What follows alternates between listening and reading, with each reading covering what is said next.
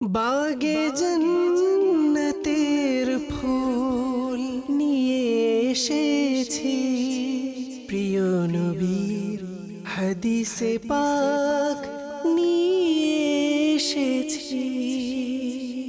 আলহামদুলিল্লাহি রাব্বিল আলামিন ওয়াসসালাতু ওয়াসসালামু আলা সাইয়্যিদিল মুরসালিন আম্মা বা'দ ফাআউযু বিল্লাহি মিনাশ শাইতানির রাজীম বিসমিল্লাহির রহমানির রহিম আসসালাতু ওয়াসসালামু আলাইকা ইয়া রাসূলুল্লাহ ওয়া আলা আলিকা ওয়া আসহাবিকা ইয়া হাবিবাল্লাহ আসসালাতু ওয়াসসালামু আলাইকা ইয়া নাবিয়াল্লাহ ওয়া আলা আলিকা ওয়া আসহাবিকা ইয়া নূরাল্লাহ। মাদানী চ্যানেলের প্রিয় দর্শক, মাদানী চ্যানেলের অনুষ্ঠান হাদিসে নববী সাল্লাল্লাহু আলাইহি ওয়াসাল্লামের সারসংক্ষেপ, এটি আপনাদেরকে জানাই আন্তরিক মোবারকবাদ। আসুন শুরুতে আমরা দুরূদে পাকের ফজিলত শ্রবণ করি। আমাদের প্রিয় নবী নূর নবী মুহাম্মদে আরবি সাল্লাল্লাহু আলাইহি ওয়াসাল্লাম ইরশাদ করেন, আমার উপর দুরূদ শরীফ পাঠ করো, আল্লাহ পাক তোমাদের উপর রহমত নাজিল করবেন। সুবহানাল্লাহ। সাল্লু আলাল হাবিব সাল্লাল্লাহু তাআলা আলা মুহাম্মদ সাল্লাল্লাহু আলাইহি ওয়াসাল্লাম। প্রিয় দর্শক, আল্লাহ পাকের রহমত এর মাস, বরকতের মাস, মাগফিরাতের মাস মাহে রমজান। তো এই মাসে অগণিত অফুরন্ত রহমত নাজিল হয়ে থাকে। আর আমরা দুরূদে পাকের ফজিলত শ্রবণ করলাম। যে ব্যক্তি আল্লাহ পাকের রহমত পেতে চায় তার উচিত দুরূদ শরীফ পাঠ করা। তো আমরা নিয়ত করি যে রমজান হোক, রমজানের বাইরে হোক, আমরা বেশি থেকে বেশি দুরূদে পাক পাঠ করব ইনশাআল্লাহ আজ্জা ওয়া জাল। সাল্লু আলাল হাবিব সাল্লাল্লাহু তাআলা আলা মুহাম্মদ সাল্লাল্লাহু আলাইহি ওয়াসাল্লাম। আসুন আমরা শুরুতে ভালো ভালো নিয়ত করি। আল্লাহ পাকের সন্তুষ্টি এবং সওয়াবের নিয়তে আমরা শুরু থেকে শেষ পর্যন্ত অনুষ্ঠানটি দেখব। দেখে যা বলা হবে সেটার উপর আমল করব এবং অপরের নিকট পৌঁছে দেওয়ার চেষ্টা করব ইনশাআল্লাহ আজ্জা ওয়া জাল। আজকে যে বিষয় আমরা শ্রবণ করব সেটা হলো সাদকায়ে ফিতর।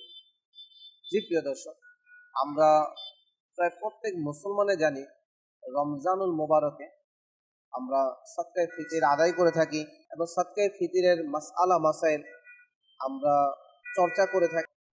সে অনুযায়ী ইসলাম যেভাবে আমাদেরকে সাদকায়ে ফিতর আদায়ের জন্য বলেছেন, আদেশ করেছেন, আমরা সেভাবে আদায়ের চেষ্টা করি। অনেকের এর মধ্যে গাফিলতি থাকে, অনেকের অনেক বিষয় অজানা থাকে, যার কারণে পুঙ্খানুপুঙ্খভাবে সঠিকভাবে সাদকায়ে ফিতর আদায় করতে ওই ব্যক্তি সক্ষম হয় না। আজকের এই অনুষ্ঠানের মাধ্যমে ইনশাআল্লাহ আজ্জা ওয়া জাল সাদকায়ে ফিতর কিভাবে দিতে হবে, কেন দিতে হবে, এই বিষয়ে ইনশাআল্লাহ বিস্তারিত আমরা আলোচনা করব। আল্লাহ পাক পবিত্র কোরআনুল কারীমের মধ্যে ইরশাদ করেন, যা সূরা আ'লার 14 এবং 15 নং আয়াতের মধ্যে রয়েছে, বিসমিল্লাহির রহমানির রহিম, ক্বাদ আফলাহা মান তাযাক্কা ওয়া যাকারা ইসমা রাব্বিহি ফাসাল্লা। কানজুল ঈমান থেকে অনুবাদ। নিশ্চয়ই লক্ষ্যবস্তু পর্যন্ত পৌঁছেছে যে পবিত্র হয়েছে এবং স্বীয় প্রতিপালকের নাম নিয়ে নামাজ পড়েছে। সুবহানাল্লাহ। সদরুল আফাজিল হযরত আল্লামা মাওলানা সৈয়দ মুহাম্মদ নঈমউদ্দিন মুরাদাবাদী রহমতুল্লাহ তাআলা আলাইহি খাজাইনুল ইরফান এর মধ্যে এই আয়াতে কারিমার আলোকে লিখেন, এ আয়াতের তাফসিরে এ কথা বলা হয়েছে যে তাযাক্কা দ্বারা সাদকায়ে ফিতর দেয়া এবং প্রতিপালকের নাম নেয়া দ্বারা ঈদগাহে যাওয়ার পথে তাকবীর বলা আর নামাজ দ্বারা ঈদের নামাজকে বোঝানো হয়েছে। সুবহানাল্লাহ। সাদকায়ে ফিতর ওয়াজিব। হুজুরে নূর সাল্লাল্লাহু আলাইহি ওয়াসাল্লাম, যেটা তিরমিজি শরীফের মধ্যে আছে, আমাদের প্রিয় নবী সাল্লাল্লাহু আলাইহি ওয়াসাল্লাম এক ব্যক্তিকে নির্দেশ দিলেন, গিয়ে মক্কায় মুআজ্জামার অলিতে গলিতে ঘোষণা করে দাও, সাদকায়ে ফিতর ওয়াজিব। সুবহানাল্লাহ। সাদকায়ে ফিতর এর বিষয়ে হযরত সাইয়েদনা ইবনে আব্বাস রাদিয়াল্লাহু তাআলা আনহু বলেন, প্রিয় নবী সাল্লাল্লাহু আলাইহি ওয়াসাল্লাম ইরশাদ করেছেন, যেন অনর্থক এবং অযথা কথাবার্তা থেকে রোজা পবিত্র অর্থাৎ পরিচ্ছন্ন হয়ে যায়, তাছাড়া মিসকিনদের খাবারের ব্যবস্থাও যেন হয়ে যায়। সুবহানাল্লাহ।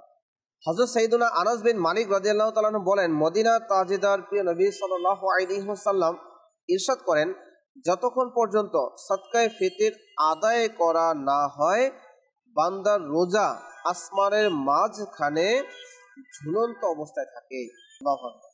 প্রিয় দর্শক, আমরা সদকায়ে ফিতর সম্পর্কে কুরআনুল কারীমের আয়াতে কারিমা, তাফসীর, হাদিসে পাকের ব্যাখ্যা শ্রবণ করলাম। তো সদকায়ে ফিতরের গুরুত্ব কতটুকু, যে আমাদের রোজা আসমান এবং জমিনের মধ্যে ঝুলন্ত থাকে। এই সদকায়ে ফিতর নিতান্তই অল্প, এর মধ্যে ইনশাআল্লাহ বিস্তারিত আমরা জানবো, সর্বনিম্ন কত, সর্বোচ্চ কত। তো এখন নিয়ত তো করি যে ইনশাআল্লাহ আমরা সদকায়ে ফিতর শতভাগ আদায় করব। কাদের উপর সদকায়ে ফিতর ওয়াজিব সেটাও আমরা জানবো ইনশাআল্লাহ। আরেকটি হাদিস পাক আছে যেটা বুখারী শরীফের মধ্যে বর্ণিত আছে। হযরত ইবনে ওমর রাদিয়াল্লাহু তাআলা আনহুমা থেকে বর্ণিত, হযরত সাইয়েদুনা ইবনে ওমর রাদিয়াল্লাহু তাআলা আনহু ইরশাদ করেন, প্রিয় নবী সাল্লাল্লাহু আলাইহি ওয়াসাল্লাম এক সা পরিমাণ সদকায়ে ফিতর দেয়া ওয়াজিব করেছেন যারা গোলাম, আজাদ, পুরুষ, মহিলা, বাচ্চা, বৃদ্ধ সকলের প্রতি, এবং ইরশাদ করেছেন, হুকুম করেছেন যাতে নামাজে ঈদে যাওয়ার পূর্বেই সেটা আদায় করে দেয়া হয়। যেটা বুখারী ও মুসলিম শরীফের মধ্যে রয়েছে। সুবহানাল্লাহ।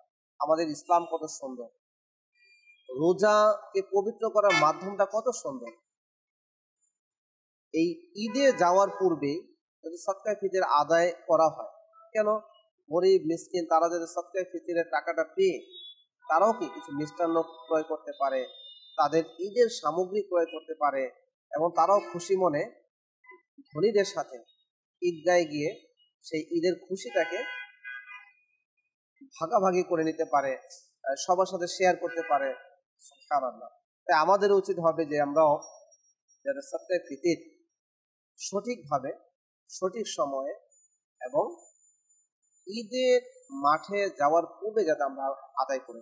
সাল্লু আলাল হাবিব সাল্লাল্লাহু তাআলা আলা মুহাম্মদ সাল্লাল্লাহু আলাইহি ওয়াসাল্লাম। প্রিয় দর্শক, আসুন আমরা সদকায়ে ফিতরের পরিমাণ কতটুকু সেটা জানবো। তারপর ইনশাআল্লাহ আযজা ওয়া জাল সদকায়ে ফিতর কাদেরকে দিতে হবে সেটাও জানবো। গম বা এর আটা অথবা গমের ছাতু আধা সা অর্থাৎ 2 কেজি থেকে 80 গ্রাম কম বা এর মূল্য, খেজুর বা মুনাক্কা, বড় কিশমিশ অথবা জব কিংবা এর আটা বা জবের ছাতু 1 সা অর্থাৎ 4 কেজি থেকে 160 গ্রাম কম অথবা এর মূল্য, এটি হচ্ছে একটি সদকায়ে ফিতরের পরিমাণ। যা ফতোয়া আলমগীরের মধ্যে প্রথম খণ্ডে বর্ণিত আছে। বাহারি শরীয়তের মধ্যে রয়েছে উচ্চ পর্যায়ের বিশ্লেষণ এবং সতর্কতা হলো 1 সা ওজনের মূল্য 351 টাকা সমমান এবং আধা সা ওজনের মূল্য 175 টাকা 50 পয়সা সমমানের উপর। এই 4টি বস্তু ছাড়া যদি অপর কোনো বস্তু দ্বারা ফিতরা আদায় করতে চায়, যেমন চাল, ভুট্টা, তারপরে বাজরা এক প্রকার শস্য বা অন্য কোনো শস্য বা কোনো বস্তু দ্বারা দিতে চাইলে, তবে এর মূল্যের সাথে তুলনা করতে হবে, অর্থাৎ সেই বস্তু আধা সা গম বা 1 সা জবের সমমূল্যর হতে হবে। এমনকি যদি রুটি দেয় তবে এতেও মূল্যর তুলনা করতে হবে, যদিও বা গম বা জবের রুটি হোক না কেন। সুবহানাল্লাহ। প্রিয় দর্শক, আসুন এখন আমরা কাদেরকে সদকায়ে ফিতর দিতে হবে এবং আমরা সদকায়ে ফিতর আমাদের সম্পদ কতটুকু হলে আমাদের উপরে ওয়াজিব হবে। সদকায়ে ফিতর ওই সকল মুসলমান পুরুষ ও নারীর উপর ওয়াজিব যারা নিসাবের অধিকারী এবং তাদের নিসাব হাজতে আসলিয়া অর্থাৎ জীবনের মৌলিক চাহিদা যেমন অন্ন, বস্ত্র, বাসস্থান এর অতিরিক্ত হয়। নাম্বার 2, যার নিকট 7.5 ভরি স্বর্ণ বা 52.5 ভরি রূপা কিংবা 52.5 ভরি রূপার সমমূল্য টাকা বা এত টাকা মূল্যের ব্যবসায়িক পণ্য থাকে, আর এসবই জীবনের মৌলিক চাহিদার অতিরিক্ত হয়ে থাকে, অথবা এত টাকা মূল্যের জীবনের মৌলিক চাহিদার অতিরিক্ত মালপত্র থাকে, তাকে নিসাবের অধিকারী বলা হয়। সদকায়ে ফিতর ওয়াজিব হওয়ার জন্য বুদ্ধিমান ও প্রাপ্তবয়স্ক হওয়া শর্ত নয়, বরং শিশু কিংবা পাগলও যদি নিসাবের মালিক হয় তবে তাদের সম্পদ থেকে তাদের অভিভাবক পরিশোধ করবে। সদকায়ে ফিতরের জন্য নিসাবের পরিমাণ তো হচ্ছে জাকাতের নিসাবের সমপরিমাণ, যা পূর্বে উল্লেখ করা হয়েছে, কিন্তু পার্থক্য হচ্ছে যে সদকায়ে ফিতরের জন্য সম্পদ বর্ধনশীল হওয়া ও বছর পূর্ণ হওয়া শর্ত। যেমন প্রিয় দর্শক, জাকাতের নিসাব এটা 1 বছর যদি ব্যক্তির কাছে থাকে, সময় অতিবাহিত হয়, জাকাতের নিসাব পরিমাণ সম্পদ, তাহলে তার উপর 1 বছর পরে গিয়ে জাকাত ফরজ হয়। কিন্তু সদকায়ে ফিতরের জন্য 1 বছর অতিবাহিত হওয়া শর্ত নয়। যখন সেই সদকায়ে ফিতরের আইয়াম দিনগুলো আসে, সেই সময় যদি এই নিসাব পরিমাণ সম্পদের মালিক হয়, তার উপর সদকায়ে ফিতর ওয়াজিব হয়ে যাবে। নিসাবের অধিকারী পুরুষের উপর নিজের পক্ষ থেকে, নিজের ছোট শিশুদের পক্ষ থেকে, আর যদি কোনো উন্মাদ পাগল সন্তান থাকে, ওই পাগল সন্তানটি প্রাপ্তবয়স্ক হোক না কেন, তার পক্ষ থেকে সদকায়ে ফিতর ওয়াজিব। অবশ্য ওই শিশু বা পাগল যদি নিজে নিসাবের অধিকারী হয়, তবে তার সম্পদ থেকে ফিতরা পরিশোধ করবে। মায়ের উপর তার ছোট শিশুর পক্ষ থেকে সদকায়ে ফিতর দেয়া ওয়াজিব নয়। পিতার উপর তার সজ্ঞান ও প্রাপ্তবয়স্ক সন্তানের সদকায়ে ফিতর দেয়া ওয়াজিব নয়। প্রিয় দর্শক, সন্তান যখন বালিগ হয়ে যায়, প্রাপ্তবয়স্ক হয়ে যায়, তখন পিতামাতা চাইলে আদায় করতে পারে, কিন্তু তার উপর ওয়াজিব নয়। এই জন্য যারা প্রাপ্তবয়স্ক এবং নিসাব পরিমাণ সম্পদের মালিক, তাদের প্রত্যেকের উচিত সদকায়ে ফিতরের বিস্তারিত মাসআলা জানা। আজকে যারা অনুষ্ঠান দেখছেন, আপনাদের অনেকেরই সদকায়ে ফিতর সম্পর্কে ধারণা হয়ে গেছে। তো আল্লাহ আমাদের সকলকে রোজাকে পবিত্র করার জন্য, রোজাকে আল্লাহর দরবারে কবুল করানোর জন্য অতি উত্তমভাবে সদকায়ে ফিতর আদায় করার তৌফিক দান করুক। মনে রাখবেন, সর্বনিম্ন সদকায়ে ফিতর আদায় করলে হয়ে যাবে, কিন্তু আপনার সামর্থ্য অনুযায়ী আপনি খেজুর দিয়ে হিসাব করেন কত টাকা আসে, আপনি কিশমিশ দিয়ে হিসাব করেন কত টাকা আসে। এইভাবে হিসাব করে আল্লাহ আমাকে যে সামর্থ্য দিয়েছে তার থেকে বেশি দেওয়ার চেষ্টা করি। সাধ্যের মধ্যে সর্বোচ্চ চেষ্টা করাটাই এটা একজন মুমিনের জন্য প্রয়োজন এবং অপরিহার্য কাজ। কেননা মনে রাখতে হবে যে সাখী, যে দানবীর, যে দান করে, যে প্রতিনিয়ত দান করতে থাকে এবং ওয়াজিব কাজগুলো আদায় করতে থাকে, সদকাগুলো আদায় করতে থাকে, সে জান্নাতের নিকটে।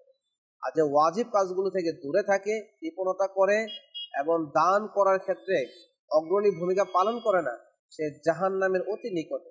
আল্লাহ পাক আমাদেরকে প্রিয় নবী সাল্লাল্লাহু আলাইহি ওয়াসাল্লামের সাখাওয়াত, দানশীলতার উসিলায় আমাদেরকেও দানশীল হওয়ার তৌফিক দান করুক, সঠিকভাবে সদকায়ে ফিতর আদায় করার তৌফিক দান। সাল্লু আলাল হাবিব সাল্লাল্লাহু তাআলা আলা মুহাম্মদ সাল্লাল্লাহু আলাইহি ওয়াসাল্লাম। বাগে জান্নাতের ফুল নিয়ে এসেছি, প্রিয় নবীর হাদিসে পাক